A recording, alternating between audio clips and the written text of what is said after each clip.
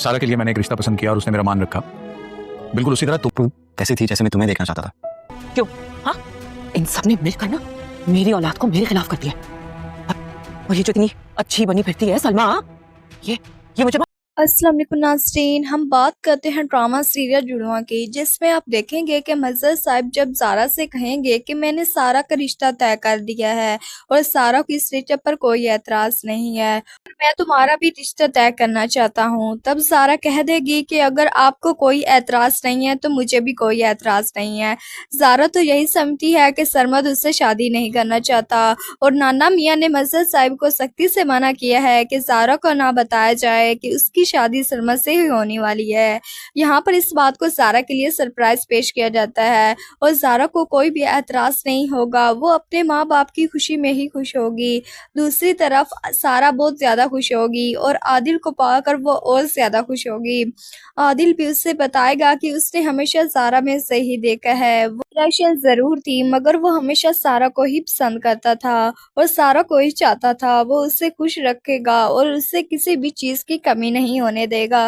दूसरी तरफ फरद की औलाद उससे दूर हो रही होती है। नाज़ी जैसे ही फरद से मिलने के लिए आएगी, फरद उससे बताएगी कि सलमा उस पर जुल्म करती है और उसे इस कमरे में बंद रखती है और उसके पाँव में जंजीरें डालकर रखती है।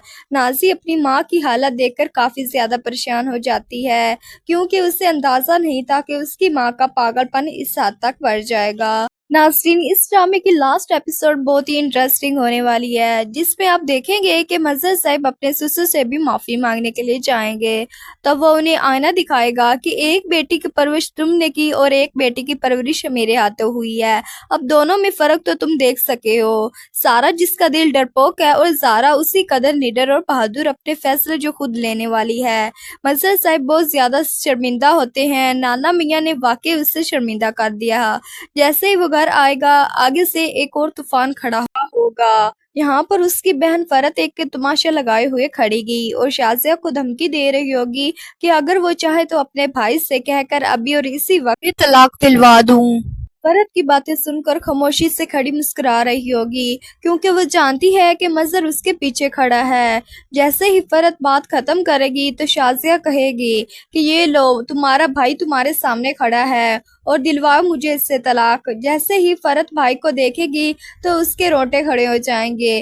पहले भी उसने बहुत कुछ गलती की और मज़हर उस पर खामोश रहा, मगर अब वो खामोश नहीं रहेगा। दूसरी तरफ ज़ारा काफ़ी परेशान होती है कि माँ उससे पूछेगी कि क्या वो इस वजह से परेशान है कि वो सरमद से शादी नहीं करना चाहती। तब ज़ारा उसे कहती है कि ऐसा नहीं है, बल्कि सरमद उससे शादी नहीं करना चाहता। ये सब कुछ सरमद इसलिए कर रहा होता है ताकि वो जान सके कि क्या ज़ारा उसके बगैर रह सकती है कि नहीं। लास्ट एपिसोड में आप देखेंगे कि आदिल की शादी उसकी मोहब्बत सारा से हो जाती है और ज़ारा की शादी सरमद से हो जाती है। ये ड्रामा खुशी खुशी एंडिंग पे जाएगा।